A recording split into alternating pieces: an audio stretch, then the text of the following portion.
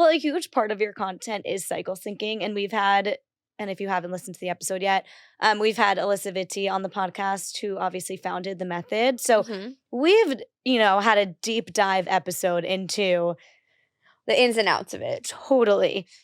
But I'm now more curious as I'm trying to, because at that point I didn't get off birth control pill yet. Like I was at a different place. Now I'm off birth control for like a year or something. I'm like, my cycle's good. Like everything's on track, and I'm really trying to implement cycle syncing in so many different ways. So I'm curious, you are a hormone specialist. You practice cycle syncing. You teach about it.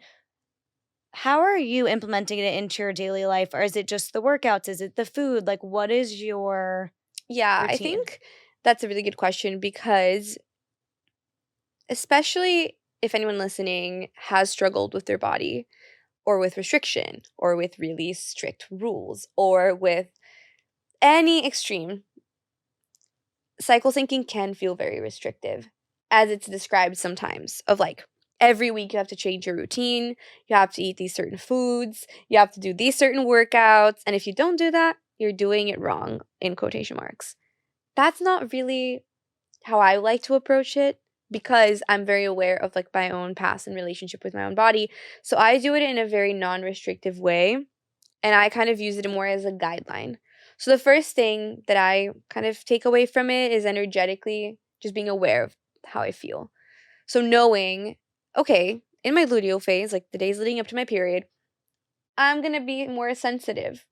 I'm going to take things a little bit more personally. So if my boyfriend or fiance says, I still have to adjust to saying fiance. Fun. It's fun to correct yourself. If he says something to me that triggers me, take a step back. Sorry, this is really hilarious because I'm in my luteal phase, and the way I got in a fight with Ethan the other day, 2 days ago. It's like the smallest thing. It was over paint. And I'm not like a fighter. I'm very peaceful, I like to think. And I was talking to my therapist the next morning, and I'm like, I'm not even like, it's not like my period's coming or anything. And then I was like, wait.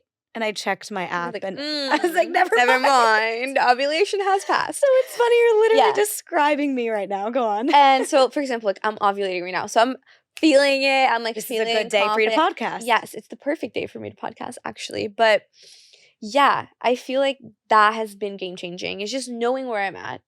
Just having that awareness, first of all, is really important. Because how are you going to cycle sync if you don't know which phase you're in? Learning how to properly track your cycle and know which phase you're in, like that's the most basic part of cycle syncing. It's not, what food should I be eating on day 10? It's like, no. Yeah. I think that's the most important. I don't follow the foods, really. What I do have is the Bio Wellness seed cycling packs. Do you know what that is? No. It's seed cycling. They basically just package it for you. So like it's Bio Wellness. They have 2 bags. One is phase 1. The other is phase 2 of your, like the second half of your cycle. And it just combines the seeds for you. So like that's so nice. Put it into my yogurt, whatever. That's the only thing I actually haven't even done really seed cycling.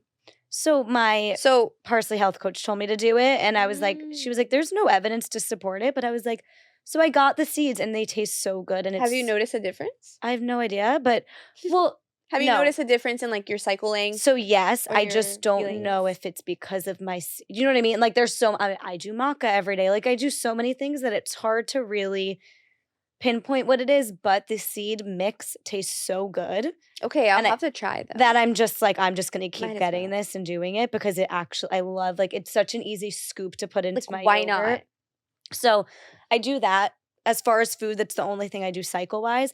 I'm mainly paying attention to like the workouts because... Yes, so that's what I was going to say is when it comes to the working out, it's being really aware of the intensity of the workout, not necessarily the type of workout. Okay. So what I always say is like, I like to weightlift, for example. So if I want to weightlift, I'm probably not going to do it in my like menstrual phase, like when I'm bleeding. Maybe like the very last day, I'll like get back into it and do it with very light weights. Like I'm not out here lifting like 20-pound weights on each hand in the beginning of my cycle or even at the end of it. I'm aiming to have those like heavier weight days at the peak of my follicular phase, my ovulatory phase, and then let's say I would lower the intensity with like lighter weights in the rest of the cycle. If you like yoga, you can do hot yoga sculpt like during your peak days, and then do like lighter flows or yin yoga in the other parts of your cycle. So it's more about adjusting the intensity, the way I see it. Okay, that's important because the way it's usually framed is do Pilates and yoga this time, do HIIT workouts this time. And it's like, wait. It's like, what if you don't like Pilates? I was just going to say. Or what if you don't like exactly. What if you just like strength training and you want to go to the gym and be a gym girly? How do you adjust according to your cycle in that one? So that was the easiest, most simple way that I could understand it. Like that was very helpful because Thank you. I love doing like Pilates half the week and strength half the week. And I don't really want to not do that. So, that's such a better way to look at it. It's like add the ankle weights on for your Pilates during, ovulation, but then maybe just do like body weight, slower Pilates. I love that. It's intensity. Small tweaks. Again, balanced approach, not extreme approach. It's like the way that it's presented to us is like run on your ovulation, do this, and again, it feels like a rule. And if you don't do it, then you're doing it wrong. Which is why a lot of people don't do it. Who has access to all of these tips? Unless you have like the mirror or like who has access to like Pilates this week and that? Do you know what I mean? Like it just the way it's framed is a little unrealistic. And it's still, if that works for you, great. But I think I needed to hear it in terms of like, okay, how do you adjust it to the workouts that you like so you can keep doing those workouts but adjust them accordingly? Exactly. But it's interesting because I've been trying to do that. I'm a little loose with it, but like today, I'm in my luteal phase. I was craving like a HIIT workout. I had been so lazy all week and I was just craving like the endorphins and all the things. And I was like, this is weird because I'm in my luteal phase. And then I was like, okay, stop. How do you feel now after you did the workout? It's interesting. Do you feel really, really tired? I'm starting to get like a headache. I literally saw a post about this a little while ago, but it was kind of like a lot of the times in our luteal phase, we feel so tired. So we say, let's go to berries. Like, let's go do a really, really intense workout. But then afterwards, you get a headache, you feel more tired, you need a coffee or whatever. So maybe if you had done something that still would have gotten you to move your body, maybe you went for like a really long, like inclined walk, or you did like Pilates or something, or sculpt, yoga, whatever it is. But something that's still going to get you to sweat and get the endorphins, but maybe it's not going to be like crazy. Like a F45, maybe you wouldn't have a headache.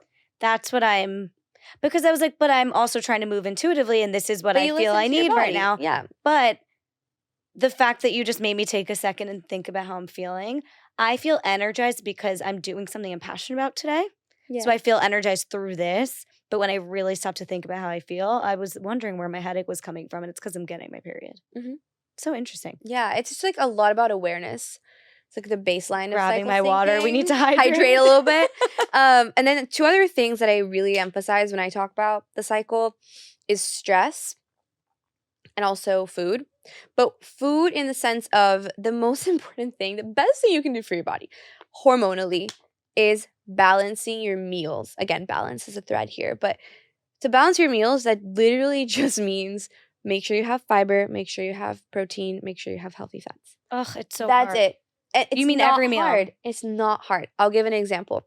If you're having lunch, this can look like a base of like arugula and maybe some broccoli or cauliflower fiber, or maybe some like fibrous carbs, so like sweet potato or something like that, quinoa. Then you throw in some chicken, some grilled chicken or salmon or tilapia.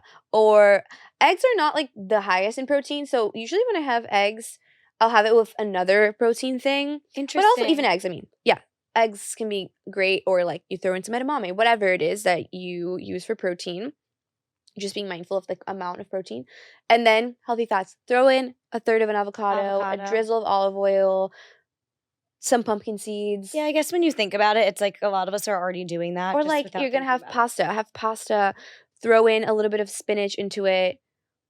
Maybe have lentil pasta or something, and then throw in like turkey, like ground turkey or chicken. How are you making sure, as someone who does lift and do strength training, that you're getting enough protein without overthinking and counting? I just focus on being protein forward. So I always think about protein first. That's like the focus of all of my meals.